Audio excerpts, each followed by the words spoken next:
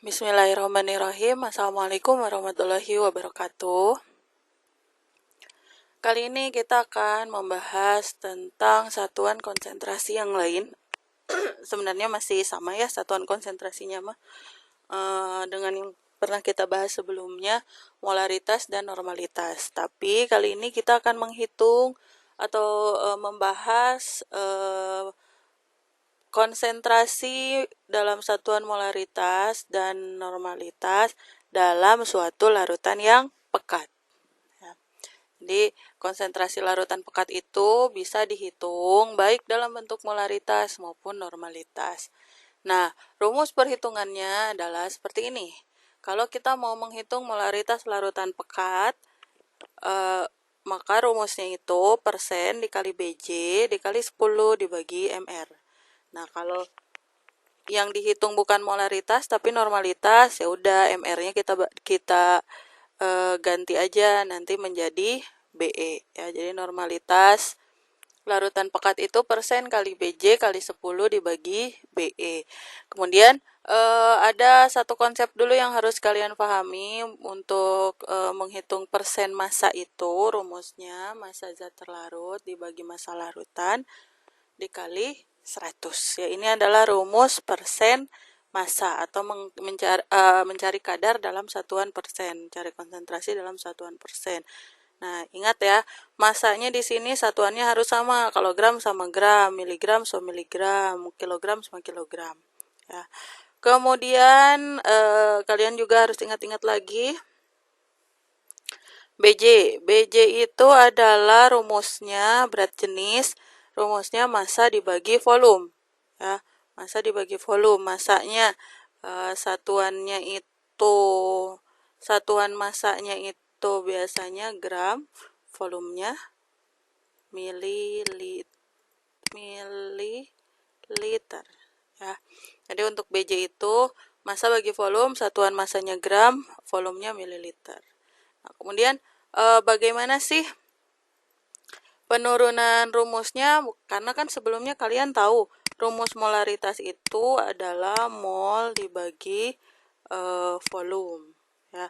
Atau molaritas itu yang kalian tahu rumusnya gram per mr dikali 1000 per mililiter ya. Gramnya di sini gram terlarut, ini mr zat terlarut, ini mililiter dari larutan ya.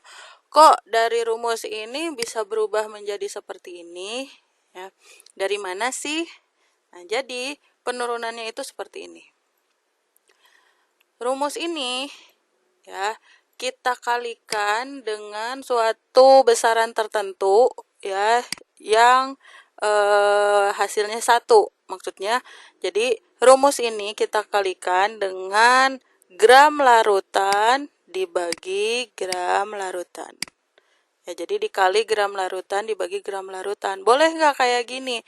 Boleh. Kenapa boleh? Karena ini bagi ini kan hasilnya 1. Jadi rumusnya sama-sama aja. Ya. Kemudian kalau misalnya udah dikali begini, kita buat ulang, kita tulis ulang persamaannya menjadi ya molaritas gram terlarut dibagi, nah yang ini kita pindahin ke sebelah kiri ya, dibagi gram larutan. Kemudian yang 1000 ini kita bagi 2. 1000 itu kan sama dengan 100 dikali 10. Oke, kita ambil satu rumusnya dulu, satu angkanya dulu yang 100. Dikali 100 dikali yang ini kan belum masuk nih, kita masukin ke sini. Ya, baru ditulis di sini gram larutan. Nah, udah masuk kan? Kemudian yang ini nih kita masukin dibagi mililiter larutan. Ya. Nah, dikali apa yang belum masuk ke sini? Nih, angka ini sama angka ini. 10-nya di atas dibagi MR-nya di bawah. MR. Ya. Nah, sekarang dari rumus ini ya, kita lihat ini, nah, rumus ini, gram terlarut dibagi gram larutan dikali 100 sama dengan rumus yang ini. Ya, berarti nilai ini adalah rumus yang ini. Ya, gram terlarut dibagi gram larutan kali 100 itu adalah rumus dari persen massa. Ya, dikali ini.